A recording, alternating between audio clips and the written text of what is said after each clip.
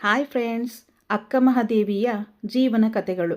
ಕರ್ನಾಟಕದ ಉಡುಪಿ ಶಿವಮೊಗ್ಗ ಭಾಗದಲ್ಲಿ ಜನಿಸಿದ ಅಕ್ಕ ಮಹಾದೇವಿ ಬಾಲ್ಯದಿಂದಲೇ ಭಕ್ತಿ ಭಾವದಲ್ಲಿ ಮುಳುಗಿದ್ದಳು. ಅವಳಿಗೆ ಲೋಕದ ವೈಭವ, ಆಭರಣ, ರಾಜಸೌಖ್ಯ ಯಾವುದಕ್ಕೂ ಆಸಕ್ತಿ ಇರಲಿಲ್ಲ.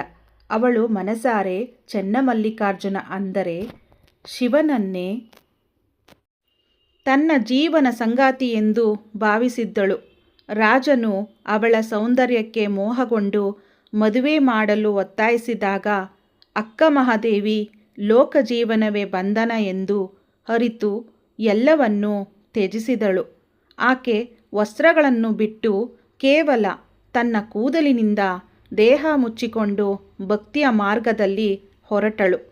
ಅವಳು ಊರು ಊರು ಸಂಚರಿಸಿ ಶಿವನ ಮಹಿಮೆಯನ್ನು ವಚನಗಳ ಮೂಲಕ ಆಡುತ್ತಾ ಜನರಿಗೆ ವೈರಾಗ್ಯ ಬೋಧಿಸಿದಳು. ಕೊನೆಗೆ ಶ್ರೀಶೈಲ ಪರ್ವತದಲ್ಲಿ ತಪಸ್ಸು ಮಾಡಿ ಪರಮಾತ್ಮನಲ್ಲಿ ಲೀನಳಾದಳು. ಅಕ್ಕ ಮಹಾದೇವಿಯ ಜೀವನವು ಭಕ್ತಿ ಇದ್ದರೆ ಲೋಕವನ್ನೇ ತ್ಯಜಿಸಿ ದೇವರನ್ನು ಸಾಧಿಸಬಹುದು ಎಂಬ ಸಂದೇಶ ನೀಡುತ್ತದೆ. ಅಕ್ಕ ಮಹಾದೇವಿಯ ಕಥೆಯನ್ನು ಕೇಳಿದವರಿಗೆ ಒಳ್ಳೆಯದಾಗಲಿ. Thanks for watching.